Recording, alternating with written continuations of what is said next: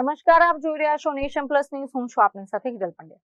ગુજરાતમાં દારૂબંધીના કાયદાની અમલવારી વચ્ચે બુટલેગરો દ્વારા અપનાવાતી હાઈટેક મોડસ ઓપરેન્ડી નો એસએમસીની ટીમે પર્દાફાશ કર્યો છે.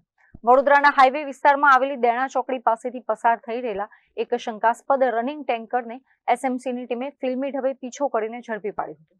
એસએમસીના ઉચ્ચ અધિકારીઓને ચોક્કસ લોકેશન આધારિત બાતમી મળી હતી કે મહારાષ્ટ્ર તરફથી એક મોટું ટેલર ટેન્કર વિદેશી દારૂનો મોટો જથ્થો ભરીને વડોદરા થઈને મધ્ય કે ઉત્તર ગુજરાત તરફ જવાનું છે.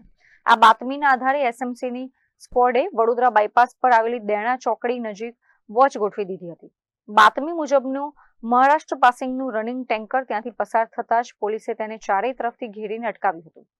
પ્રાથમિક દ્રષ્ટિએ ટેન્કર સામાન્ય કેમિકલ વહન કરતું હોય તેવું લાગતું હતું, પરંતુ જ્યારે પોલીસ ટીમે ટેન્કરની અંદર ઊંડાણપૂર્વક તપાસ કરી ત્યારે કાયદાના રક્ષકો પણ બુટલેગરોની ચાલાકી જોઈને દંગ રહી ગયા હતા. ટેન્કરની અંદર લોખંડનું મોટું પાત્ર બનાવી બહારથી કોઈને ખબર ન પડે તે રીતે આખી ગુપ્ત ગુફા તૈયાર કરવામાં આવી હતી. આ ચોરખાનાની અંદરથી ભારતીય બનાવટના વિદેશી દારૂની મોંઘી દાટ બ્રાન્ડના હજારો ક્વાટરિયા અને બોટલો ભરેલા બોક્સ મળી આવ્યા હતા. પોલીસે ઘટના સ્થળેથી જ લિક્વિડ કેમિકલના નામે દારૂની હેરાફેરી કરનારા ટ્રક ચાલકની ધરપકડ કરી લીધી છે.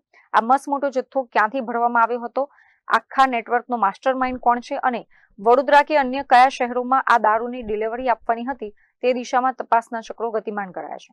એસએમસી દ્વારા દારૂ, મોબાઈલ અને લાખોની કિંમતનું ટેન્કર જપ્ત કરી આગળની તપાસ માટે સ્થાનિક હરણી પોલીસ સ્ટેશનને સોંપવામાં આવ્યું છે.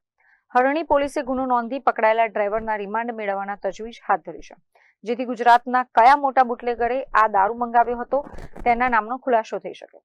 Bureau report, nation plus news, Vadodara.